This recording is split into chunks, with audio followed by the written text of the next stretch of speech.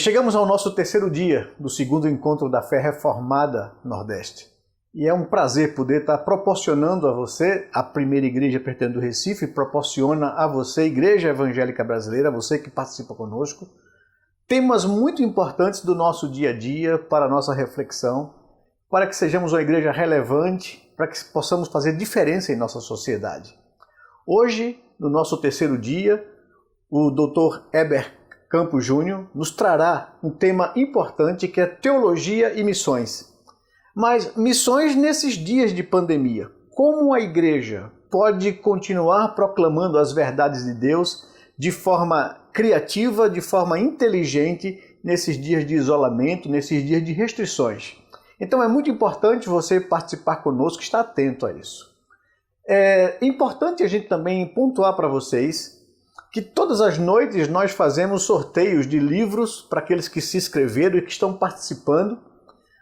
E agradecemos o apoio que temos recebido da editora Mundo Cristão, da editora Vida Nova, também da nossa livraria de primeira, né, e do Ministério Fiel, que tem nos dado esse suporte e apoio para que isso aconteça e você possa ser enriquecido com a literatura e com material muito bom para o seu crescimento espiritual. Então, bem-vindo ao nosso terceiro dia, que Deus te abençoe e tire bom proveito da palestra de hoje.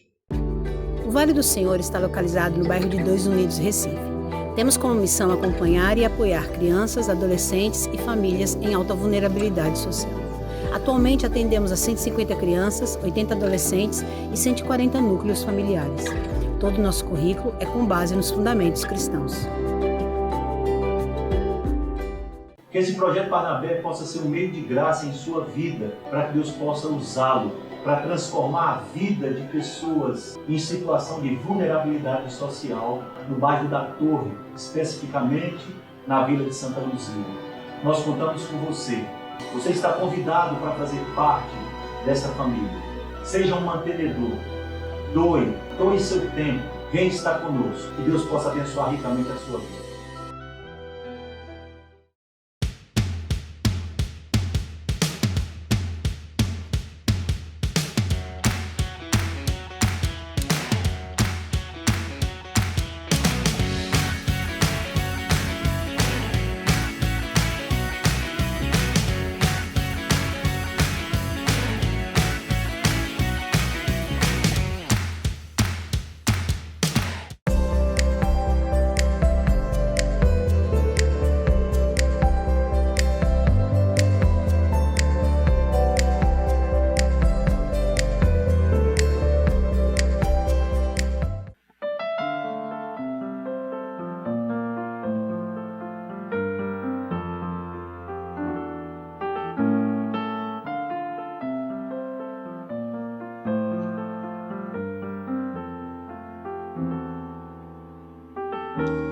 Bendito Deus, cheio de glória, palavras não expressam tudo aquilo que és.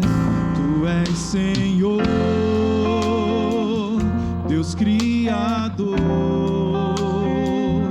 fizeste os céus e deste vida a todo ser.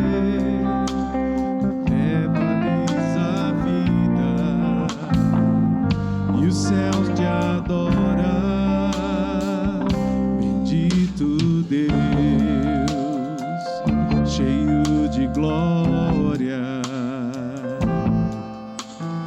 Palavras não expressam tudo aquilo que és.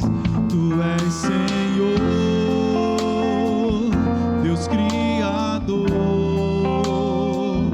fizeste os céus e deste vida a todo ser, preserva-lhes a vida e o céu te adora.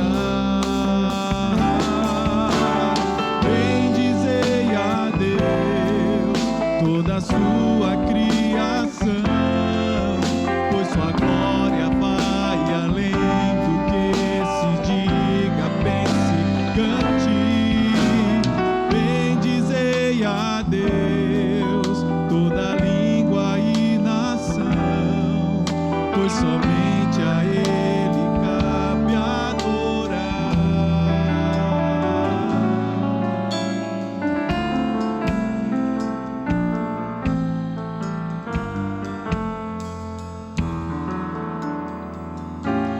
bendito Deus, cheio de glória. Palavras não expressam tudo aquilo que és. Tu és Senhor, Deus Criador. Fizeste os céus e deste vida a todo ser. Preserva-lhes a vida e os céus te adoram.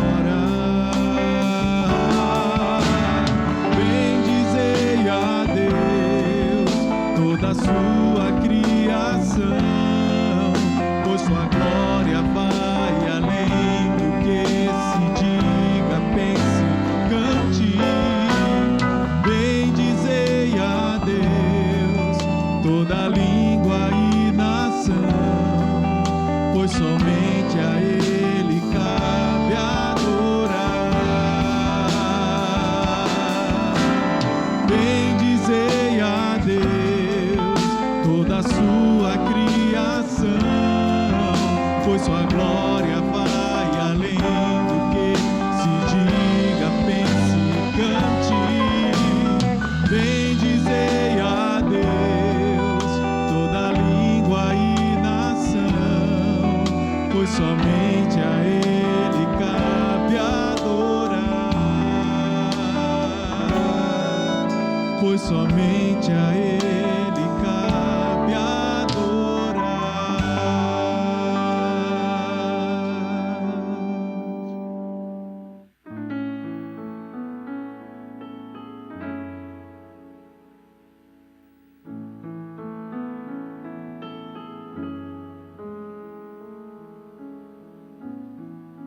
Graças eu te dou, Pai, pelo preço que pagou, sacrifício de amor que me comprou, ungido do Senhor, pelos cravos em tuas mãos. Graças eu te dou, ó meu Senhor, lavou minha mente e coração, me deu perdão.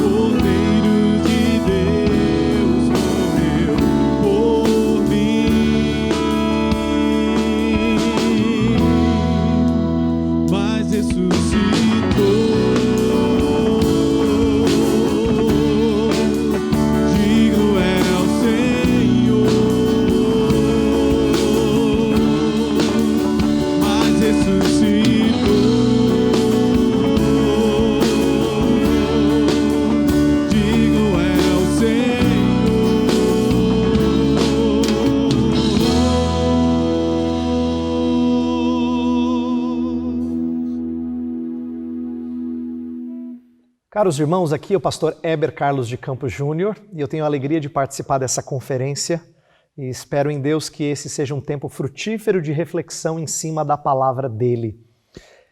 O tópico da minha palestra, nesta ocasião, é a teologia reformada e missões. Teologia reformada e missões. E quando eu falo sobre teologia reformada e missões, eu preciso explicar o que eu pretendo fazer nessa palestra.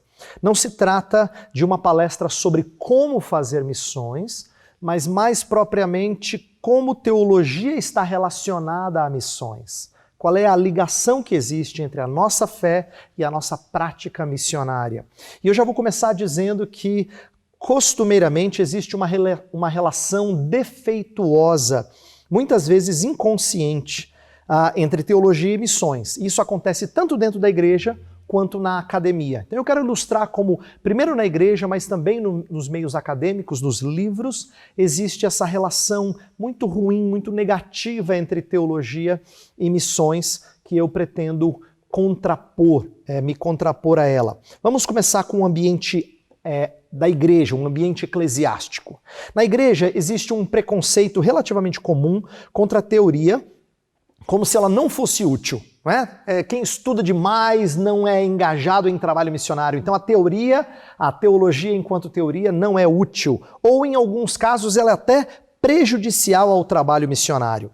Os que acham que teologia é inútil acabam enfatizando a importância da prática, negligenciando a importância da formação teológica teórica.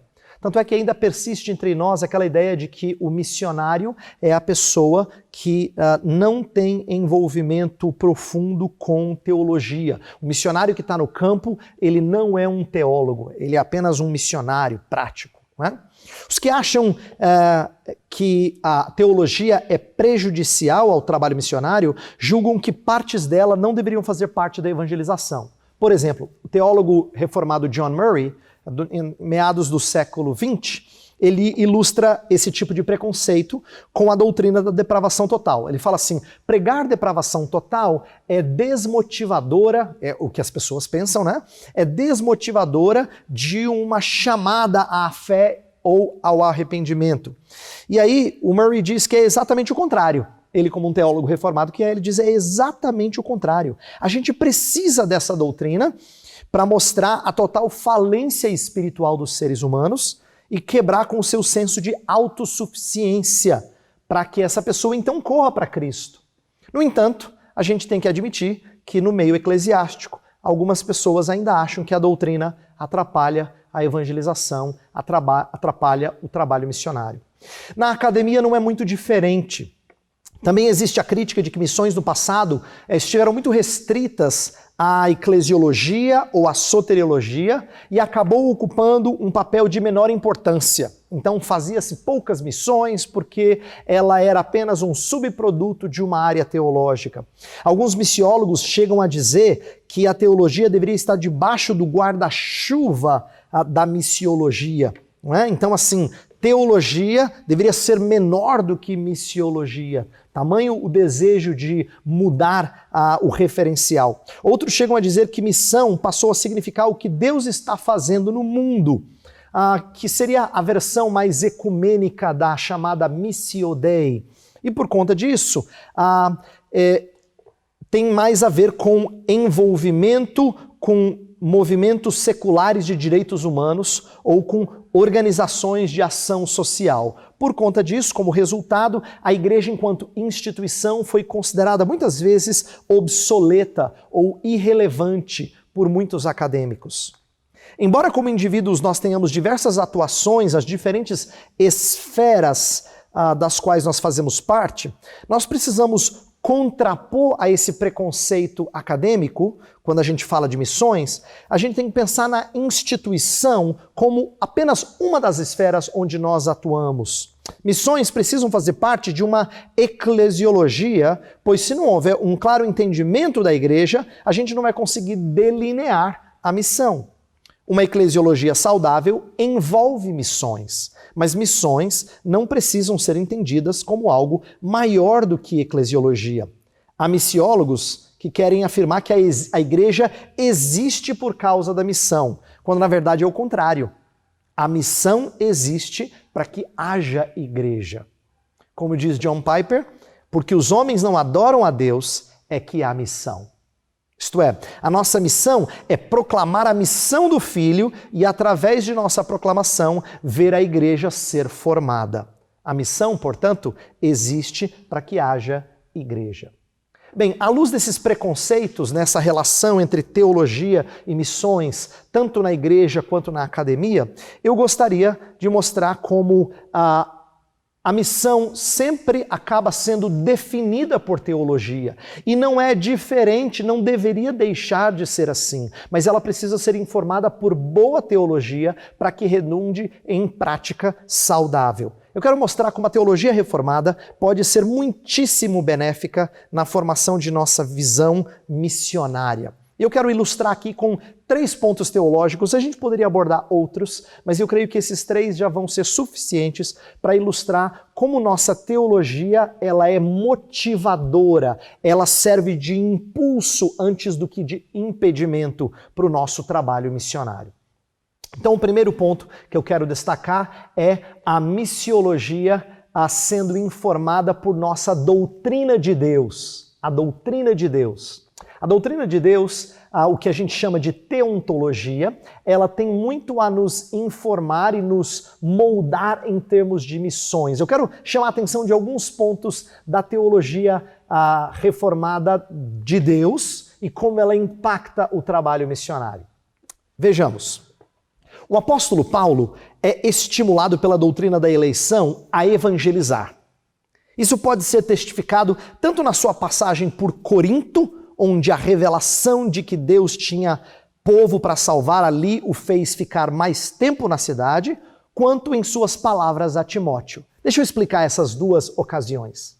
Quando Paulo esteve em Corinto, ele enfrentou muitas dificuldades. E por conta de ter enfrentado essas dificuldades, ele teve vontade de deixar, mas Deus apareceu numa visão e disse: tenho muito povo nessa cidade. Isso não foi razão para Paulo sair e dizer: então eles vão ser salvos mesmo, já que são eleitos. Pelo contrário, ele ficou ali ainda um bom tempo e durante aquele 1 ano e meio extra, ele pregou o evangelho para que as pessoas viessem à fé.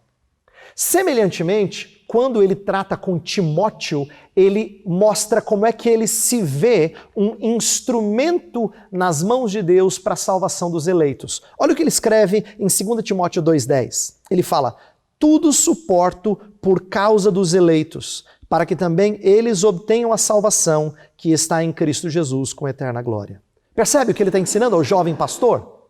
Ele está ensinando como existe um estímulo em saber que no Senhor o nosso trabalho não é vão. Ele suporta tudo por causa dos eleitos porque ele sabe que eles virão à fé. O seu esforço, o seu sofrimento não é em vão. Ele se sente estimulado por isso. Tanto é que até a famosa carta aos Romanos, tão cheia de teologia, é um excelente testemunho dessa relação fluida e saudável entre teologia e missões. Primeiro porque a própria epístola é uma junção de teologia profunda com apelo missionário. Se você olhar para o final da epístola aos Romanos, você vai ver que ele está pedindo que seja apoiado no seu trabalho missionário, depois de ter explicado todo o conteúdo do evangelho que ele prega. Portanto, existe uma relação estreita em toda a carta entre uma teologia profunda e um apelo missionário. Mas a gente poderia dizer de forma um pouquinho mais específica que tem uma perícope que trata da eleição soberana de Deus, capítulo 9 de Romanos, seguida de um capítulo que fala sobre ele como instrumento e outros como instrumentos da pregação do evangelho. Olha que interessante, na mesma perícope que a gente costuma dividir em Romanos, que é dos capítulos 9 a 11, existe o capítulo mais contundente sobre a doutrina da eleição, e depois um dos capítulos mais lindos sobre pregar o evangelho. Como crerão se não há quem pregue? Ele coloca assim, e como pregarão se não forem enviados? Então perceba que Paulo está falando de implicações missionárias depois de tratar profundamente da doutrina da eleição. Esses pontos levam a gente a perceber que a doutrina de Deus não é uma doutrina, a doutrina reformada de Deus não é uma doutrina que impede, que restringe o impulso missionário. É o contrário, ela é estimuladora do impulso missionário. Se a doutrina do pecado nos informa que o homem é tanto indisposto para com Deus, quanto impossibilitado de vir a Deus, então a soberania divina molda a minha expectativa com evangelização. Isto é, eu posso ser ousado para pregar para inimigo, por causa da obra soberana de Deus. Eu posso ser esperançoso para pregar para morto. Lembra da palavra de Deus ao profeta Ezequiel? Profetiza aos ossos sequíssimos. E ele profetiza e vê um exército sendo formado por causa do poder de Deus. Esse é o tipo de esperança que nós temos quando nós cremos na obra soberana de Deus Pai, desde eternidade a eternidade. Como diz Michael Horton, a nossa doutrina nos motiva, dando-nos a confiança de que o nosso testemunho terá um impacto que de outra forma nunca poderia acontecer. Afinal, como disse Jesus, todo aquele que o Pai me dá, está fazendo referência à eleição, todo aquele que o Pai me dá, esse virá a mim, e o que vem a mim, de modo nenhum, o lançarei fora. Perceba como os eleitos, eles são necessariamente conquistados por Cristo. E lá em Atos 13:48 diz que eles eventualmente vêm à fé. Escrevendo sobre essa história, esse testemunho de Paulo e Barnabé, Lucas registra o seguinte: e creram todos os que haviam sido destinados para a vida eterna. Atos 13:48. Então, a doutrina da eleição, ela é motivadora. A própria base da eleição, que é o amor de Deus, é motivador de missões, por pelo menos duas razões. A primeira é que é um amor que vence. Não é? Deus falou assim a Jeremias: com amor eterno eu te amei e com benignidade te atraí. Como é precioso pregar um amor que é soberano, que vence, que conquista o objeto amado. O seu amor nem sempre conquista o objeto do seu amor, mas o amor de Deus o faz. Nem sempre as pessoas a quem nós amamos amam de volta, mas quando Deus ama redentoramente alguém, esse alguém responde a esse amor amando Deus de volta. Uma segunda razão pela qual a base da eleição, o amor de Deus, é motivador de missões, é porque é um amor eterno que perdura a despeito da nossa pecaminosidade. Pensa comigo. Se por um lado nós nos mostramos pecadores hoje, Deus já sabia do nosso pecado antes e, na verdade, a Bíblia diz que Ele nos escolheu a despeito das nossas obras. Quando explica a eleição de Jacó em lugar de Esaú, ele disse: os gêmeos ainda não tinham feito nada, nem bom nem mal. Deus sabia o que eles iriam fazer, mas a sua escolha não está baseada no desempenho de qualquer pessoa escolhida, mas no seu soberano amor, na sua vontade, no beneplácito da sua vontade, como Paulo fala aos Efésios. Portanto, olha que precioso ser confortado pela verdade de que nós somos, ao mesmo tempo, conquistados pelo amor de Deus e nós somos preservados por esse amor de Deus a despeito do nosso pecado. Não é precioso você saber que o seu pecado não garante ou descarta o amor de Deus, mas o que garante o amor de Deus é Ele próprio, o próprio Deus. Portanto, a doutrina de Deus, ela é motivadora de missões. Em segundo lugar, a doutrina de Cristo, que os reformados defendem, a cristologia reformada, ela é impulsionadora de missões. Eu explico. Vamos primeiro pensar na pessoa de Cristo. A encarnação do Verbo, ela modela o espírito com o qual nós adentramos o mundo das pessoas. Pensa bem, pensa no amor de Cristo em ter despojado de sua posição gloriosa e assumido humanidade enferma para adentrar o nosso mundo e ser nosso Redentor. Esse tipo de postura, ela é falada na Escritura como sendo modelo, exemplo da nossa postura entre outras pessoas. É verdade que existem algumas teologias que falam de um modelo encarnacional de missões que se distancia da nossa teologia. A gente não vai entrar nisso agora. Mas é possível a teologia reformada abandonar os exageros desses pressupostos do chamado modelo encarnacional e ainda assim entender como a postura de Cristo é modelo para nós. Lembra, Filipenses 2 fala que a gente deve ter o mesmo sentimento que houve também em Cristo Jesus, o qual se despojou de sua posição honrosa para se tornar servo em nosso lugar. À medida que nós cuidamos de pessoas, nós adentramos o mundo delas. À medida que nós levamos o evangelho a elas, nós estamos nos dispondo a nos adequar às situações delas. Pensa bem, grandes missionários sempre tiveram a mentalidade de não importar o seu mundo para um lugar, mas adentrar o mundo daquele lugar para que levassem a Cristo Jesus. Foi assim que fez, por exemplo, Hudson Taylor, na China, quando ele se tornou parecido com um chinês, com o intuito de ganhar os chineses. Paulo falou isso, eu me faço judeu para com os judeus, gentil para com os gentios, a fim de ganhar o maior número possível. Portanto, a doutrina da pessoa de Cristo, a encarnação do Verbo, ela é motivadora de um espírito missionário. Mas a obra de Cristo também, de forma especial.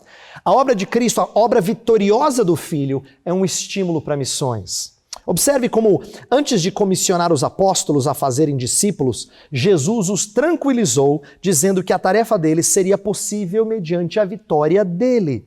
Ele diz assim: toda autoridade me foi dada nos céus e na terra.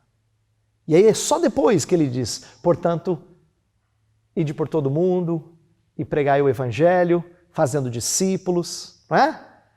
A ideia de fazer discípulos, de pregar o evangelho, ide por todo mundo, fazer discípulos de todas as nações, ela é respaldada pela sua vitória. Pensa no seguinte, imagina você receber de Jesus Cristo uma ordenança de levar o evangelho ao mundo inteiro, sendo apenas um grupo pequeno e singelo de apóstolos que se julgavam incompetentes. Não é?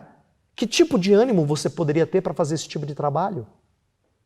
Pois bem, Jesus Cristo concede esse ânimo quando ele apresenta que a sua autoridade, a sua vitória é que torna o trabalho nosso vitorioso. Não só possível, mas eficaz. Ele fala, toda autoridade me foi dada nos céus e na terra.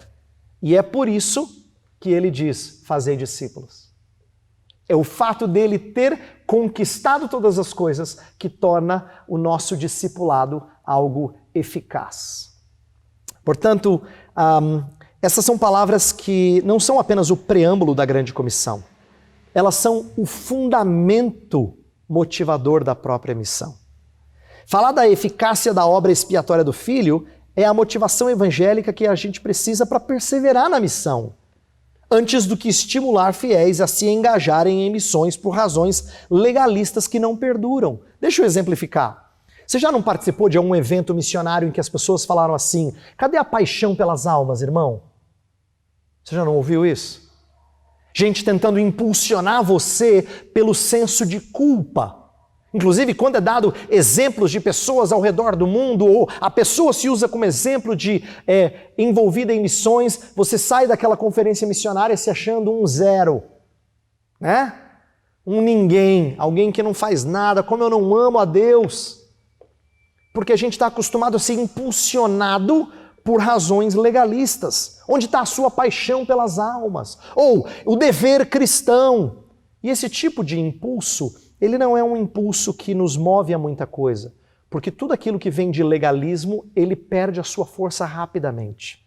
Em contrapartida, a gente tem que ser movido por aquilo que Cristo fez. É porque a morte e a ressurreição de Cristo não apenas tornam possível a salvação do homem, mas de fato salvam.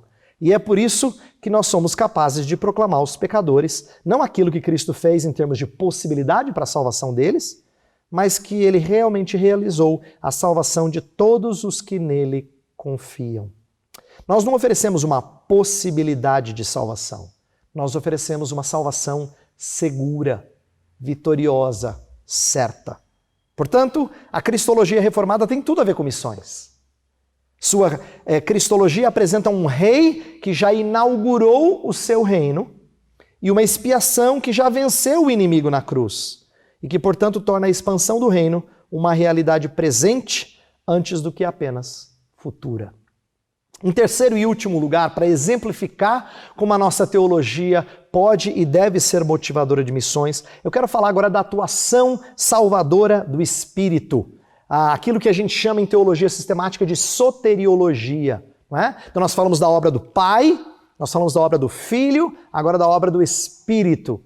Como é que a obra do Espírito é impulsionadora de missões? Vejamos, ainda dentro do mesmo raciocínio, quero mostrar como a própria obra do Espírito em chamar eficazmente os homens é um grande incentivo missionário. Lembra, a doutrina reformada da vocação eficaz significa que todas as vezes que o Espírito trabalha por intermédio da pregação da palavra, aquele que estava morto necessariamente vem à vida, por causa da eficácia com a qual o Espírito chama.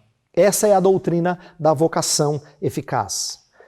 Mas antes do que pensar que ela é inibidora de missões, é precioso saber que a capacidade de superar os duros corações de nossos amigos e parentes incrédulos é de Deus, não nossa, e nem deles.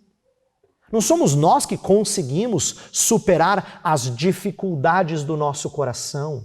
Não é quem nos ouve que consegue romper em fé por si mesmo. Nós precisamos da obra de Deus. É por isso que nós oramos. Nós oramos a Deus para que converta os corações, pois sabemos que Deus não é responsável apenas por uma parte na obra da regeneração, mas opera monergisticamente na vida de quem está espiritualmente morto. Percebe? Então, nós oramos porque nós cremos que é o Senhor Deus que é capaz de fazê-lo. Que precioso a gente confiar no Espírito que faz quando Ele quer e faz poderosamente. Isso significa que eu tenho um impulso para envolvimento missionário, para engajamento na evangelização, no fazer discípulos, porque eu tenho um Espírito que eficazmente atrai pessoas para si. Enquanto o entendimento de alguns evangélicos é de que a decisão de nascer de novo está nas mãos do ouvinte do Evangelho, nós temos o entendimento de que Deus precisa nos fazer nascer de novo para que creiamos.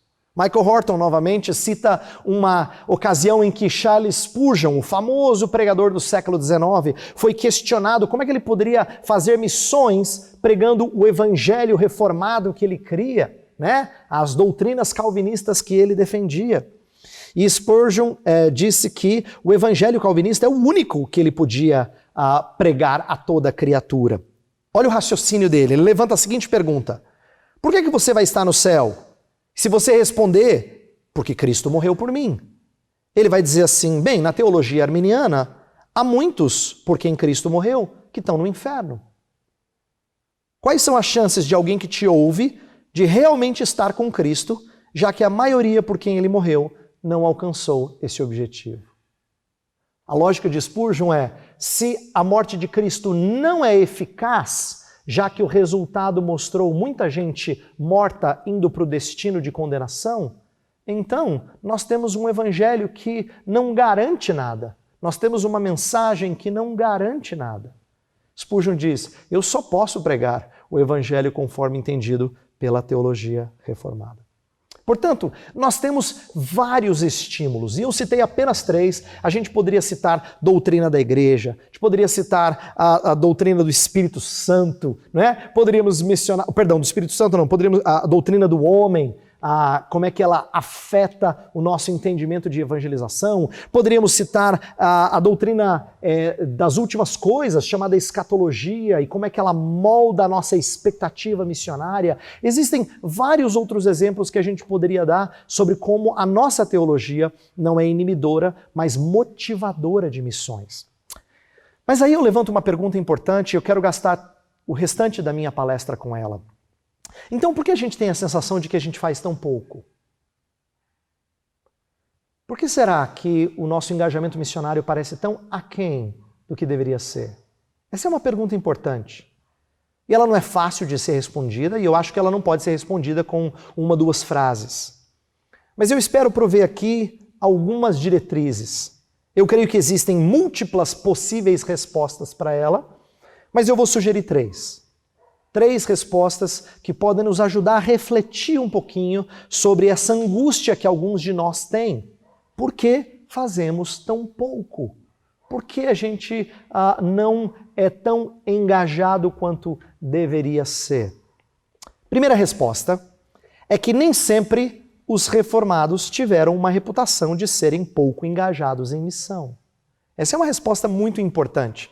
Eu quero que você primeiro atente para a história de missões. Isto é, o conceito de que o calvinismo não estimula missões é uma caricatura inconsistente com a história das missões. Um estudioso reformado chamado Kenneth Stewart escreveu um livro que não está traduzido para o português, mas cujo título é 10 mitos sobre o calvinismo. Ele afirma que no século 20 e 21 popularizou-se uma crítica de que a doutrina calvinista é contra o entusiasmo por missões, ou de que é logicamente antimissionário. Isto é, se calvinistas fazem missões, eles o fazem a despeito da sua teologia. Mas essa não era a opinião que arminianos e wesleyanos tinham do calvinismo no século XVIII. Olha que interessante. Kenneth Stewart, esse autor, ele mostra como no século XVIII, muitos arminianos, wesleyanos, entendiam que os reformados eram tão engajados em missões quanto eles, se não mais. E existem testemunhos disso. Stewart ainda levanta a crítica de que a reforma negligenciou missões e aponta para obstáculos às missões protestantes. Ele diz assim, tem gente que fala que a reforma protestante não foi missionária, mas você tem que atentar para o contexto histórico, para as dificuldades, para os desafios que as nações protestantes tinham. Por exemplo, as nações que se tornaram mormente protestantes não tinham acesso ao mar. Em segundo lugar, a ideia de uma visão de expansão geográfica além mares era impossível a algumas nações que não tinham acesso, mas também não era comum a todas as que tinham acesso. Nós conhecemos nações que tinham acesso ao mar, como a França, que nunca fizeram missões. A ideia de ir para outros continentes foi algo impulsionado apenas na chamada Península Ibérica, nos países de Portugal e Espanha. Esse suposto espírito missionário, no catolicismo, portanto, foi dominado por Portugal e Espanha, e não pelo catolicismo, que não mostrou o mesmo ímpeto em outros países, como eu mencionei, o caso da França. Stewart ainda atenta para as missões domésticas, que não deixam de ser transculturais, feitas pelos reformadores no próprio continente europeu. Isto é, pensem como, ao levar o evangelho para os países da Europa, ao criar escolas como a Academia de Genebra, que Calvino inaugurou, que recebia alunos de todas as partes da Europa, eles estavam com visão missionária. E Stewart termina o seu panorama mostrando vários exemplos de missões além mares no início da história do movimento reformado. Por exemplo, a missão genebrina ao Brasil é um exemplo interessante disso. O ministério de John Eliot entre os nativos em Massachusetts, lá na América colonial, antes de ser os Estados Unidos da América. Os holandeses no sudeste da Ásia. David Brainerd, o famoso missionário americano entre os índios. William Carey, na Índia, todos exemplos do século XVI a XVIII. Além dessa obra do Stewart, Michael Horton, no livro que está em português chamado A Favor do Calvinismo, tem um capítulo inteiro para mostrar como o calvinismo não é inibidor de missões. Pelo contrário, tem um longo histórico de missões. Horton complementa essa história do Stewart, mostrando como as escolas teológicas do século XIX, como as escolas de Yale, Andover, Princeton, todas elas enviavam missionários. Há registros de turmas inteiras que se formavam numa semana e na semana seguinte estavam pegando barco para ir para lugares diferentes do mundo. Nós temos também grandes nomes das missões modernas que eram reformados na sua teologia. Por exemplo, já citei William Carey, famoso missionário que é o chamado pai das missões modernas. Adoniram Judson, Robert Morrison, Jonathan Goforth, Alexander Duff, dentre tantos outros missionários famosos que aparecem em vários livros de história das missões e que tinham uma teologia reformada. Isso sem contar os calvinistas de nossos dias. Todas essas são provas de que o calvinismo sempre foi uma das forças motrizes por detrás do movimento missionário evangélico. Portanto, a primeira resposta que eu dou àquela pergunta, por que aparentemente nós fazemos tão pouco, é de que a história das missões fundamenta o entendimento de que nem sempre foi assim. Nossa teologia pode e de fato moldou o bom engajamento missionário no passado. Portanto, a gente não precisa pensar que é necessariamente assim. Nós temos exemplos do passado, inclusive do presente, de gente muito engajada a partir de uma teologia reformada. Segunda resposta que eu quero dar à pergunta é por que a gente faz tão pouco? Por que a gente parece não ser muito competente no engajamento missionário? Eu creio que a segunda razão de uma suposta apatia missionária é que a nossa autocrítica pode ser exagerada por uma expectativa utópica e pouco ciente do mundo quebrado em que vivemos. Eu vou repetir a ideia em outras palavras. É de que a nossa crítica de que a gente faz pouco, ela pode ser equivocada na nossa expectativa. A gente tem uma expectativa errada, utópica, ufanista. Além do que, a gente se esquece de que a gente vive num mundo quebrado, em que a igreja é falha sim.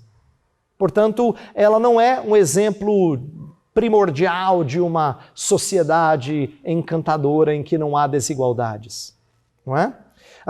Um livro que trata disso de uma maneira bastante interessante é o livro do pastor Kevin DeYoung, Por que Amamos a Igreja? Ele se contrapõe a uma mentalidade contrária à igreja institucionalizada e ele percebe uma linguagem crescente no meio teológico de edificar o reino, ou redimir a cultura, ou transformar o mundo e a sociedade. Não é? Você já não foi atacado, por exemplo, ou já não atacou alguém da sua igreja de que parece que a igreja perdeu a sua relevância? Essa é uma linguagem muito comum, é um ataque comum. Pastor Kevin DeYoung nos ajuda a responder a esse ataque, dizendo que nossas expectativas estão erradas, equivocadas. Primeiro porque o Novo Testamento nunca coloca sobre os nossos ombros a tarefa de edificar o reino. Ele cita de uma maneira bastante elucidativa a ideia de que todos os verbos relacionados ao crescimento do reino, por nossa parte, são verbos em que nós somos passivos, em que nós não fazemos nada para que algo aconteça. Nós vemos o reino, entramos no reino, herdamos o reino. A gente nunca constrói, edifica o reino, nunca. E isso é interessante, isso revela como a construção do reino é uma tarefa exclusiva do rei. Nós somos proclamadores dessa construção, mas não somos edificadores nessa construção, tá? Lembra, eu plantei, Apolo regou, mas o crescimento veio de Deus, disse o apóstolo Paulo. Então essa mentalidade de edificar o reino, transformar a sociedade, é uma mentalidade utópica, uma mentalidade que espera muito de uma igreja de quem o próprio Jesus não espera e não comissiona a fazer tanto. Você não encontra no Novo Testamento cartas de Paulo ordenando às igrejas locais que mudassem as estruturas sociais da sua sociedade. Não existe isso. Você não vai encontrar esse tipo de respaldo nas Escrituras. Portanto, a nossa expectativa é exagerada. Além do que, a gente às vezes coloca sobre os ombros da igreja uma tarefa que ela não vai conseguir por causa dos seus próprios problemas. A igreja não é panaceia dos problemas sociais, afinal de contas, ela nem consegue solucionar os seus próprios problemas. A igreja continua sendo um testemunho de que ela é carente de Jesus. Ela não é o lugar em que Jesus chegou e tudo acertou e tudo vai bem. Nós continuamos pessoas quebradas, mostrando alguns dos mesmos pecados que aparecem fora e tendo algumas das mesmas lutas. No entanto, a beleza de tudo isso é que Deus vai fazer algo encantador nela e através dela. Paulo, escrevendo aos Efésios, disse que Deus faria coisa extraordinária na igreja ao ponto de ensinar principados e potestades. Olha só, capítulo 3 de Efésios, versos 8 a 10. A mim, o menor de todos os santos, me foi dada esta graça de pregar aos gentios o evangelho das insondáveis riquezas de Cristo e manifestar qual seja a dispensação do mistério, desde os séculos, oculto em Deus, que criou todas as coisas, para que pela igreja a multiforme sabedoria de Deus se torne conhecida agora dos principados e potestades nos lugares celestiais. Olha que coisa espetacular Deus está falando. Que Ele vai tornar conhecido no tempo presente a multiforme graça de Deus. Deus vai tornar conhecido por intermédio da igreja.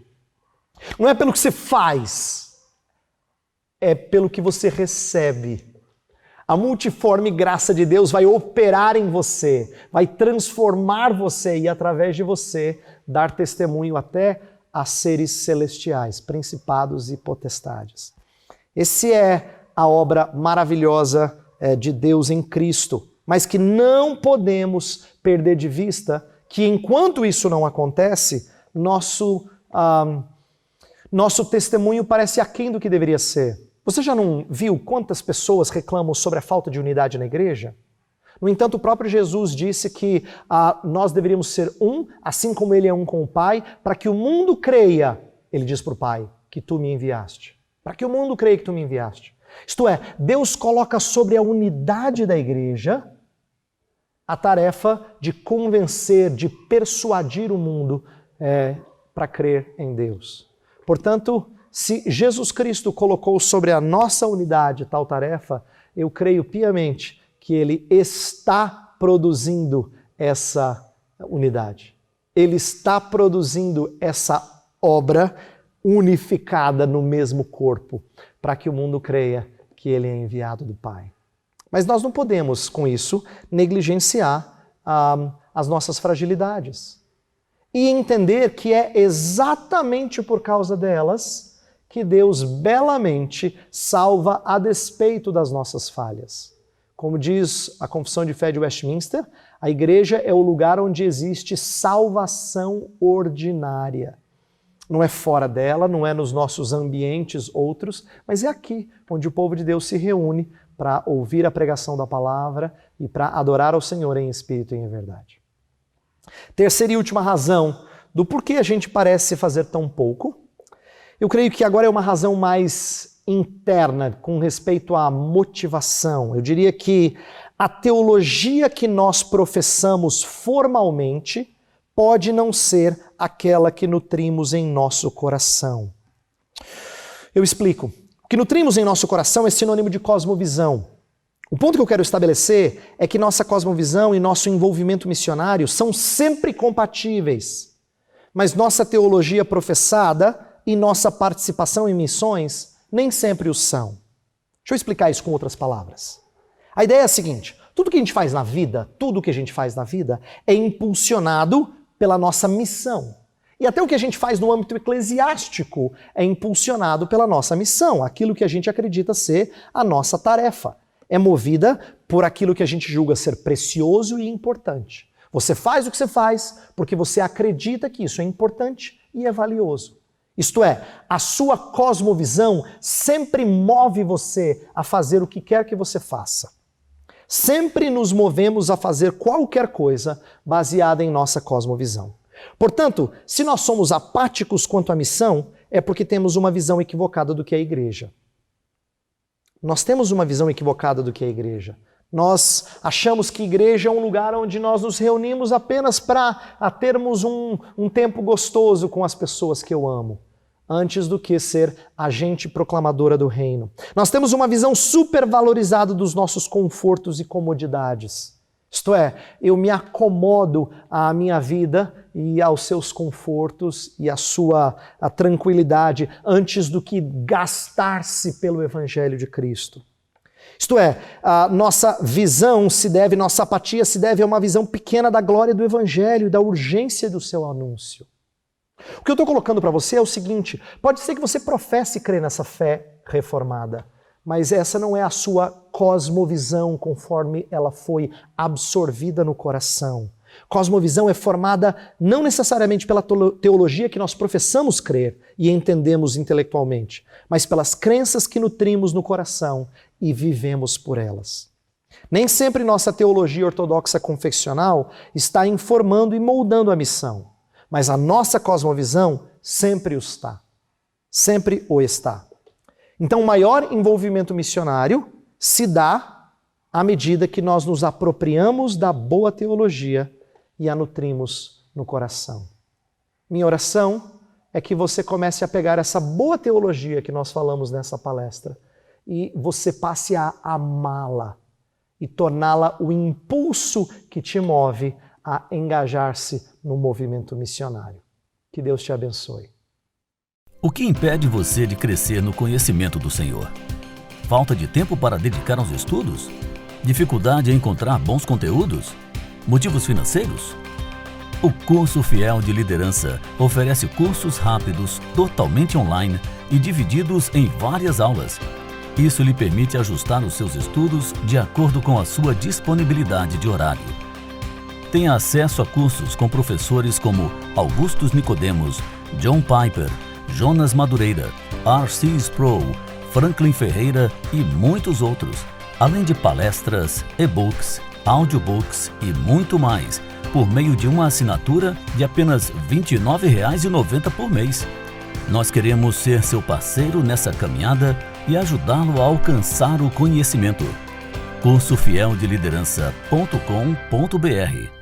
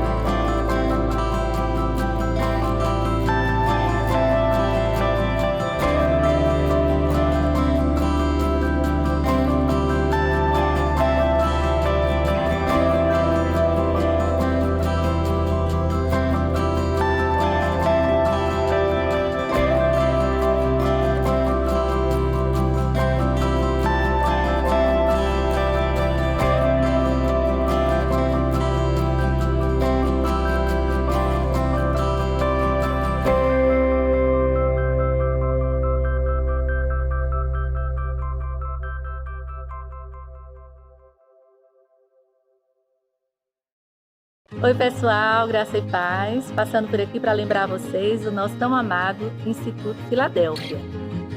Nós atendemos 125 crianças em situação de risco social. Passa nas redes sociais para conhecer o nosso trabalho. Grande abraço. Boa noite, Lucas Leite. Boa noite, grande amigo e irmão Klaus Wagner. Tudo bom? Joia. Prazer estar com você mais uma vez aqui, fazendo esses sorteios. Prazer é todo meu. Inclusive, a gente até combinou, né, a camisa, a camisa do Encontro da Fé Reformada. Essa camisa aqui foi a do ano passado, né, do evento presencial. E a gente já está ansioso pelo evento agora de outubro, né? Exatamente. Encontro da Fé Reformada Nordeste presencial, o segundo encontro, que vai novamente acontecer lá na nossa igreja, na primeira igreja presbiteriana do Recife. E você que não está inscrito, pode fazer sua inscrição no site ferreformadanordeste.com.br. Não deixe essa oportunidade passar. É isso aí. Vamos lá para os sorteios? Vamos lá. Hoje, terceiro dia de palestra. Primeiro dia, Augusto Nicodemos. Segundo dia, Mauro Meister. E hoje, nosso querido pastor Heber Carlos Campos Júnior. Queria ver se você tinha assistido. Pastor Heber Campos, que inclusive foi nosso preletor no Encontro da Fé Reformada Nordeste presencial, no primeiro, né, no do ano passado. Isso. E nesse ano aí, Desafios da Pós-Modernidade, teremos outros preletores dos dias 29 a 31 de outubro. Joia. Vamos lá. É o primeiro livro do Ministério Fiel, do pastor Jonas Madureira, O Custo do Discipulado. Pastor Jonas, que é o nosso preletor de amanhã, né? Amanhã. Eu estou ansioso aí. Vai falar sobre teologia e ação social. Vai ser bem, bem interessante, bem rico. Uhum. Vamos ver quem ganhou esse livro. Vamos lá. Não está indo? Opa, agora foi. Tá aí. Agora é o Velen.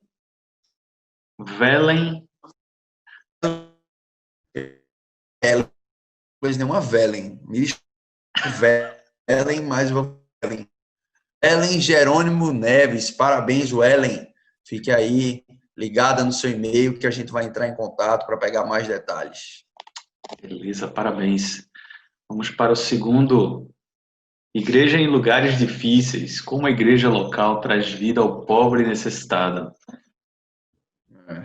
Mais um livro da Fiel. E quem ganhou foi Rafael Lima Tavares. Parabéns, Rafael, por ter sido contemplado aí com essa obra. Espero que ela faça diferença na sua vida e lhe ajude a plantar ou ajudar alguém que planta igrejas em lugares difíceis. Isso aí. Vamos para o próximo. Qual a missão da igreja? Último livro aí cedido pelo Ministério Fiel. Qual a missão da igreja? Kevin DeYoung, Greg Gilbert. Para Mércia Câmara Costa entender a justiça social e a grande comissão. Parabéns, Mércia. Você nem avisou que ia fazer. Eu apertei aqui o botão sem querer. Mas... Quando eu vi, saiu o nome Mércia. Parabéns, Mércia Câmara Costa. Parabéns, Mércia.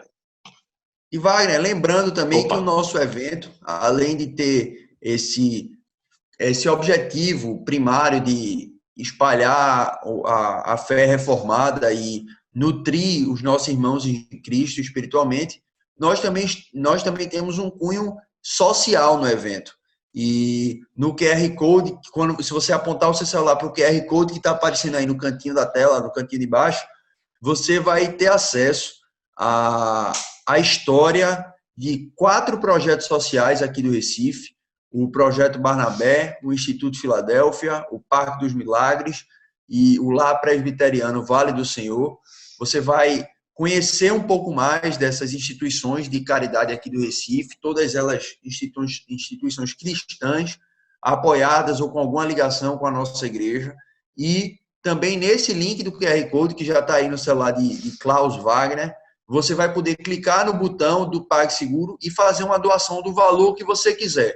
Não existe valor mínimo e não existe valor máximo, nem nada pré-estipulado. Você clica, escolhe o valor, faz a sua doação e a gente, no final do encontro, repassa para essas instituições. No encontro de maio, a gente arrecadou aí, por instituição, mais de R$ 4.600. Coisa boa. E esse valor certamente tem feito a diferença lá para eles e nosso objetivo é fazer um novo aporte com o auxílio dos nossos participantes. Perfeito, perfeito. É isso aí, Lucas. Obrigado aí por ter lembrado. Vamos para o próximo livro, do John Piper. Editora Vida Nova, lançamento. Lançamento, John Piper, lançamento. Vivendo na Luz, Dinheiro, Sexo e Poder. Fazendo o melhor uso de 3 oportunidades perigosas. Esse livro aí, lançamento da Editora Vida Nova, que você, participante aqui do Encontro da Fé Reformada Nordeste virtual, vai poder... Você, Raíza Caroline da Silva Medeiros. Parabéns, Você Raíza. ganhou o lançamento da Editora Vida Nova, um livro do John Piper. Parabéns. Exatamente. Mas não fique triste. Ter mais um exemplar aí. Não fique triste. Ainda tem outro agora para a gente sortear. E você Cadê? Paula Melissa. Daí. Parabéns, Paula. Paula, Você foi parabéns. contemplada com essa obra. E se você não é Paula nem Raíza e tem interesse nessa e qualquer outra obra que a gente sorteia aqui, ou qualquer outro título reformado, você pode entrar no Instagram ou entrar em contato com a nossa livraria, Livraria de Primeira. O link está aqui na descrição do vídeo. O Instagram deles é @livraria de primeira, e você vai ter acesso aí a uma vasta gama de livros. O catálogo deles é enorme. Nessa semana agora, no domingo, teve uma atualização. Você que é pai, mãe, não deixe de conferir novos livros e novas bíblias para crianças, com histórias e ensinos para crianças de todas as idades. Não deixe de conferir. E você pode encontrar o Instagram da nossa livraria e mais informações sobre nossos eventos no Instagram da Fé Reformada Nordeste, @Fé Reformada Nordeste. Você vai achar lá todos os nossos parceiros, informações sobre os eventos, enfim. Então, entre aí, faça sua compra na livraria, região metropolitana do Recife, acima de R$50, frete é grátis. Então, não perca essa oportunidade. Caramba. E o cara não tá lendo nada, bicho. Tudo decorado. Esse cara é muito bom. Por isso que eu te chamo para fazer sorteio. Quando você era meu tio lá no departamento infantil, eu passei a aprender. Aí agora que você é um ancião de dias, eu lhe substituí. Não gostei da brincadeira. Vamos passar para a próxima. Vamos lá. Agora vamos sortear essa Bíblia, a versão NVT, da editora Mundo Cristão. Exatamente. E você, José Mendes Júnior, José Mendes, acaba parabéns, de ganhar uma José. Bíblia Sagrada. Parabéns. Fique atento aí que a gente vai passar seus dados para Mundo Cristão, nossa parceira, e eles vão fazer chegar até você aí esse exemplar. É isso aí. E agora, o último do nosso querido Reverendo Augustus Nicodemos, Cristianismo Facilitado. E tem isso aí é uma série, né, da Mundo Cristão, Cristianismo Facilitado, e tem simplificado, descomplicado. Essa série toda tá lá na nossa livraria também, e são questões complexas, mas com respostas simples. Vamos ver aí quem é que vai levar essa obra para casa. Vamos lá? Aperta o botão, Lucas. Daí, tu consegue? Vou apertar agora. 3, 2, 1. Daí. Aí, Túlio Karensky Farias Alves. É Karensky, eu acho que é Kerensky. Kerensky, Kerensky Farias Alves. Foi mal, Túlio. Parabéns. Parabéns. Túlio. E antes da gente finalizar, Wagner, lembrar aqui ao pessoal que no próximo sábado nós teremos o último dia do evento, diferentemente do que fizemos no semestre passado. Nesse agora será um dia só para isso. No sábado teremos um momento de perguntas e respostas com os nossos preletores, perguntas sobre o tema da nossa conferência e sobre as palestras. Então, você que tem nos acompanhado até aqui, não deixe de estar conosco também no sábado, assistindo isso, porque a dúvida de um irmão pode ser a sua também. Então, exatamente. Obrigado, e no sábado teremos esse momento aí especial. Ok, Lucas. Brigadão hoje por mais esse sorteio. Amanhã estaremos juntos novamente, se Deus quiser. Valeu, até amanhã. Abraço. Aquele abraço.